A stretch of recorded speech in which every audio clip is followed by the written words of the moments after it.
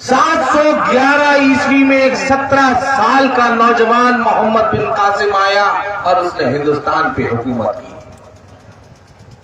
जंग जीत ली। 7 मुगल आए, अकबर महान कहलाए, बाबर से लेके सोने की लंका कहलाती थी। और आज जो लोग हुकूमत कर रहे हैं, आज पैसे की अहमियत कहां पहुंच गई। तुम्हें ये पता होना चाहिए कि तुम्हारे सिर्फ बादशाह नहीं गुजरे हैं, उन्होंने देश कैसे चलाया है ये भी तुम्हें पता होना चाहिए। आखिरी बादशाह बहादुर अली शाह जफर रहे, जो बुजुर्ग बैठे हैं। मैं उनसे कहना चाहता हूं और उनकी नजीर नौजवानों को देना चाहता हूं कि किस उसूल की जिंदगी जिया करते थे लोग पहले। जिस वक्त अंग्रेजों की हुकूमत हिंदुस्तान में अपनी पैठ बना चुकी थी, उस वक्त बहादुर अली शाह जफर के पास अंग्रेजों ने उनके 2 बेटों के सिर काट के सीनी में रख के तोहफे में भेजे, कपड़ा ढककर, और कहा कि जाओ बादशाह से कहना कि अंग्रेजों ने ये तोहफा भेजा है। वो जब लोग लेकर पहुंचे बादशाह के पास, और जब कपड़ा हटाया तो एक बूढ़े बादशाह के सामने उसके 2 जवान बेटों का सर। सोचो क्या गुजरी होगी। आंख में आंसू नहीं आए, गश खा के गिरे भी नहीं, बल्कि दुआ की कि या अल्लाह, आज तक मैं हिंदुस्तान का बादशाह था, आज हिंदुस्तान पे शहीद होने वाले मैं बेटों का बाप बन गया, ये बादशाह से बड़ा तोहफा है मेरे। ये होती थी हिम्मत, ये होते थे उसूल। मैंने जवानी का किस्सा सुनाया, बुढ़ापे का भी सुनाया, और मैं तुम्हारी कौम की एक मरहूम औरत का भी किस्सा सुनाता हूं। बी अम्मा, जिनके 2 बेटे मौलाना जौहर अली साहब और उनके भाई जेल में बंद थे। उन्हें पता चला कि मेरे दोनों बेटे जेल से आने की वजह से अंग्रेजों से माफी मांगने को तैयार हो गए। उन्होंने मुसल्ला उठाया, वजू के लिए लोटा उठाया, वजू किया, नमाज पढ़ी, 2 नफिल पढ़े अल्लाह की बारगाह में, और उसके बाद अल्लाह से दुआ की कि या अल्लाह, अगर मेरे बेटे अंग्रेजों से माफी मांग के जेल से बाहर आना चाहते हैं तो या अल्लाह इन हाथों में इतनी ताकत देना कि माफी मांगने से पहले मैं कौम का कोई कोतवाल बन जाए, तो आस पास के इलाकों के लोगों को फख्र महसूस होता है। कोई काम पड़े या ना पड़े, कहते हो कि हमारे कोतवाल साहब फला जगह पोस्ट है, यही कहते हो। और सीओ अगर तुम्हारे इलाके का बन गया हो, ऐसे हालातों में कितनी मुश्किल से बना होगा। सीओ जियाउल हक, हम सरकार में थे, विधायक थे, मंत्री थे, उस वक्त में जियाउल हक सीओ के, डिप्टी एसपी के गोली मार के हत्या हो गई। बहुत बवाल हुआ था। बहुत बवाल होने के बाद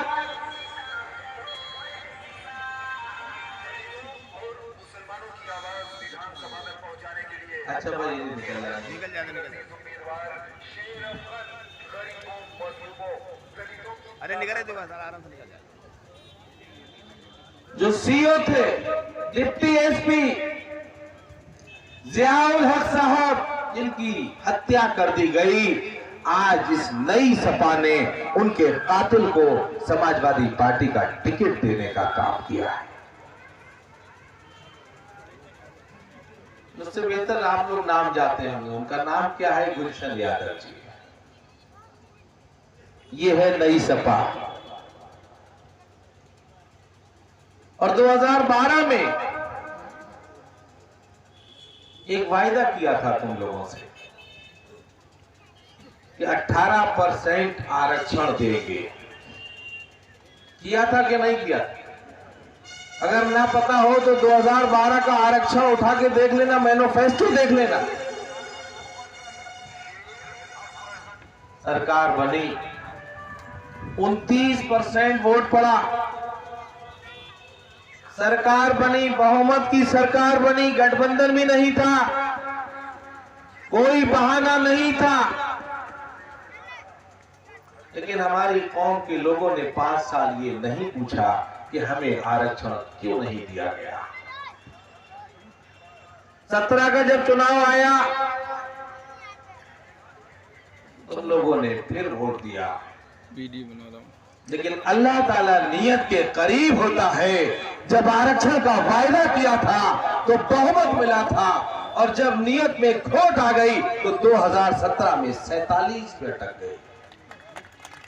वोट तुमने जब भी दिया था, और मुझे अफसोस होता है रश्दी भाई, इस चुनाव के बाद निकलना होगा आपको मेरे साथ, हमारी कौम के नौजवानों को ये बताने के लिए कि वोट और चुनाव की क्या अहमियत होती है। बताओ तुम भीड़ में से 2022 का मैनिफेस्टो घोषणा पत्र में मुसलमानों के लिए क्या लिखा है? कोई कह सकता है? कोई पड़ोसी ने एमए कर लिया तब भी नौकरी नहीं मिली, पड़ोसी ने एमबीए कर लिया तब भी उसको नौकरी नहीं मिली, फला गांव के इंसान ने उससे बड़ी डिग्री हासिल कर ली तब भी उसको नौकरी नहीं मिली। तब फिर इंटर करने के बाद एक गरीब मजदूर मिस्त्री अपने बेटे से इंटर के बाद ये कहता है कि कल से बेटा दुकान पे आ जा। एहसास करो कि जब किसी गरीब का बेटा, मजदूर का बेटा, मिस्त्री का बेटा जब पहले दिन उसकी दुकान पे आता है तो उसकी आंख में आंसू नहीं आता, बल्कि उसके दिल रोता है, दिल में आंसू आता। तुम्हारे लिए नौकरियां नहीं है, तुम्हारे लिए इस नई समाजवादी ने चूरन के कागज रखे हैं जिस पे लिखा गया है किसी पे सचिव, किसी पे महासचिव, किसी पे उपाध्यक्ष। तुम्हारे हिस्से में जिंदाबाद नारा लगाना है इस नई सपा, तुम्हारे हिस्से में दरिया बिछाना है, तुम्हारे हिस्से में जो विधायक हुआ करते थे, जो उत्तर प्रदेश में मुसलमान मजबूत होते थे, उनके टिकट काट दिए गए ताकि तुम्हारी आवाज, तुम्हारी बात कहने वाला कोई और ना बचे।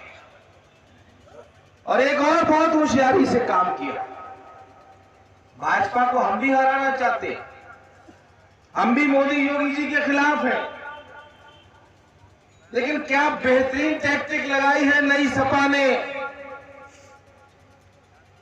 पहले 1 लाख वाले को 50,000 वाले से हरवाते हैं टिकट पे, सेमीफाइनल हराते हैं तुम्हें, दुगनी संख्या वाले के मुकाबले आधी संख्या वाले को टिकट देते हैं, और फिर दुगनी संख्या वाले से कहते हैं अब भाजपा को हराओ।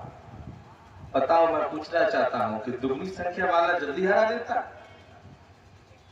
फिर तुम्हें डर दिखाते हैं मुसलमान कि भाजपा को हराना है तो समाजवादी पार्टी को वोट दे दो, हम मुकाबला कर रहे हैं भाजपा से, यही दिखाते हैं। 1 लाख वाले प्रत्याशी का टिकट काट दिया, 50,000 वाले को टिकट देके कह रहे हैं मुसलमानों भाजपा को हराना है तो उसको वोट दे दो। बताओ ये क्या इंसाफ है? ये इंसाफ है? इसका इंसाफ 10 तारीख को अल्लाह जरूर करेगा।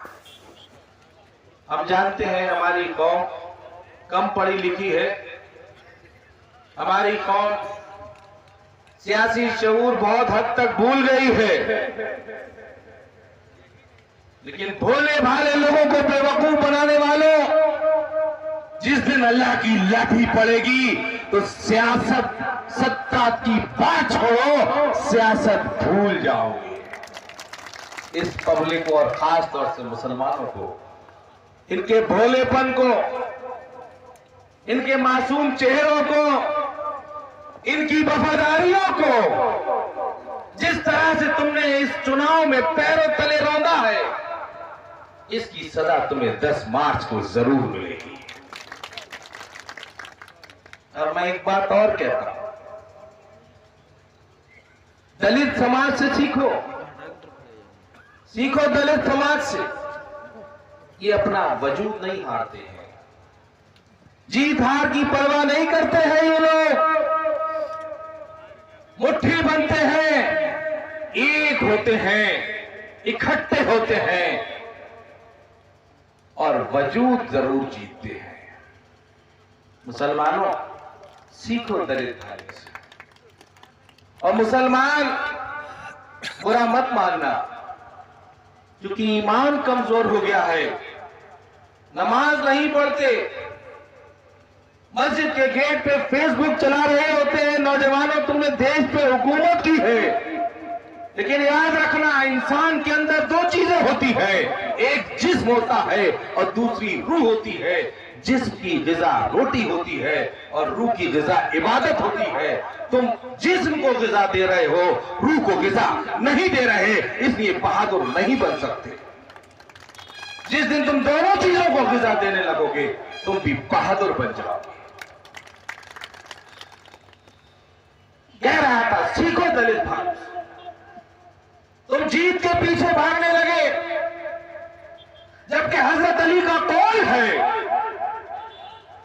कि जब उसूल पे चलोगे तो साथी कम रह जाएंगे। हो सकता है साथी खत्म हो जाए, लेकिन जिस दिन तुम अकेले रह जाओगे, उस दिन अल्लाह तुम्हारा साथ देगा।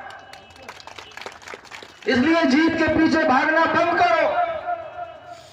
अक्सरियत सच्चाई का सबूत नहीं होती है, ये तुम्हारा कुरान कह रहा है, मैं नहीं कह रहा। कुरान कह रहा है कि अक्सरियत सच्चाई का सबूत नहीं होती। याद करो 313 जंगे बदर, सामने एक बड़ा लश्कर था, जिनकी तुम उम्मत में रहते हो, उनके साथ, तुम्हारे हुजूर के साथ कुल 313 लोग थे। सामने तलवारें भी थी, घोड़े भी थे, ढाल भी थी, ऊंट भी थे, और हमारे हुजूर के साथियों में तो पास संटियां थी, कम तलवारें थी, पैदल थे। लेकिन हुजूर ने सजदा किया और पढ़ा, या हय्यो या कय्यूम, कि अल्लाह, अगर आज ये 313 शहीद हो गए तो तेरा नाम लेवा कोई नहीं बचेगा। इसलिए भीड़ के पीछे मत भागो, उसूल के पीछे भागो, हक के पीछे भागो,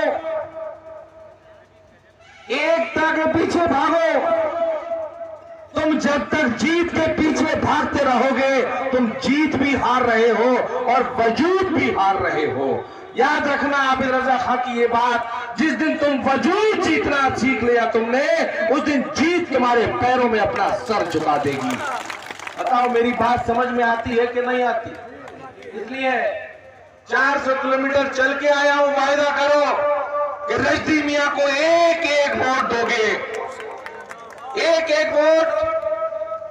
और जिस पार्टी ने धोखा दिया, जिस पार्टी ने ऐन वक्त पे धोखा दिया, मैं मुसलमान भाइयों की तरफ से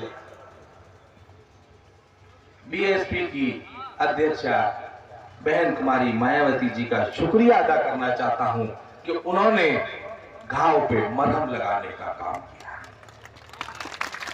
वरना तुम्हारे इलाके में जो साजिश रची गई थी वो ये थी कि तुम्हारी कौम का कोई आदमी चुनाव लड़ने लायक ही नहीं रहता। एहसान का बदला एहसान। उन्होंने तुम्हारी कौम के एक नेता के मुस्तकबिल को बचाने का काम किया। 27 तारीख को तुम दिखाना कि एहसान तुमने किया है बहन मायावती जी, तो एहसान हम भी करेंगे। एक सीट विधानसभा में तुम्हारी पहुंचाने का काम करेंगे। 1 लाख तो 1 लाख हो तुम, 1 लाख से ज्यादा है दलित भाई। कितने हो गए? लगभग 2.25 लाख। ये तो मैं अपना वोट बता रहा हूं। 2.25 लाख के 50% कितने हो गए? 1/10। और जो रजनी भाई के खानदान का इतिहास रहा है, किसी मजहब, किसी जाति, चाहे ठाकुर समाज हो, चाहे ब्राह्मण समाज हो, चाहे पासी समाज हो, चाहे पंडित समाज हो, कोई समाज ऐसा नहीं है जो इनके खानदान से और इनसे राजी नहीं है। इनकी शराफत का, इनकी मेहनत का, और इनसे उम्मीदें भी हैं लोगों को। इन्होंने इस इलाके में खिदमत करने का पहले भी काम किया है। ये सब वोट मिलके आज से ही मुसलमानों, अगर तुम तय कर दोगे कि हमारा एक एक वोट रजनी मियां साहब को है, तो मैं गारंटी देता हूं 10% वोट एक फ्लोटिंग वोट होता है जो जीतने वाले के साथ जाता है। वो भी 10 से 15 हजार होता है। 2 लाख वोट पड़ेंगे, 10 से 15 हजार वोट ऐसा होता है जो जीतने वाले को ही देता है।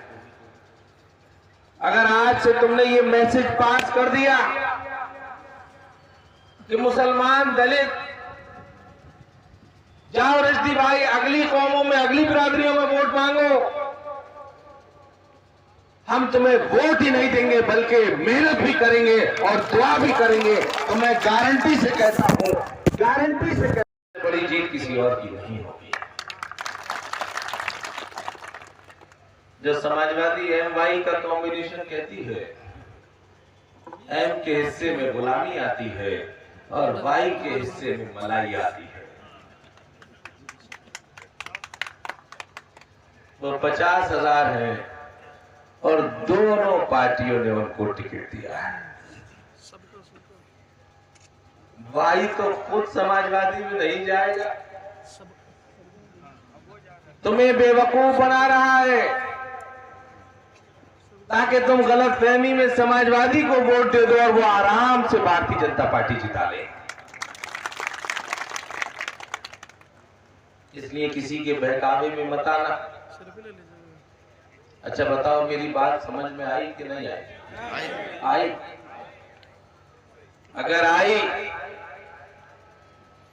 तो वायदा करो कि हमारी इस मेहनत को वसूल करोगे और रजनी मियां साहब को एक एक वोट दोगे। इसी के साथ हम अपनी बात खत्म करते हैं और नारा लगाओ, इनकलाब जिंदाबाद, इनकलाब जिंदाबाद, इनकलाब जिंदाबाद। बहुत बहुत शुक्रिया।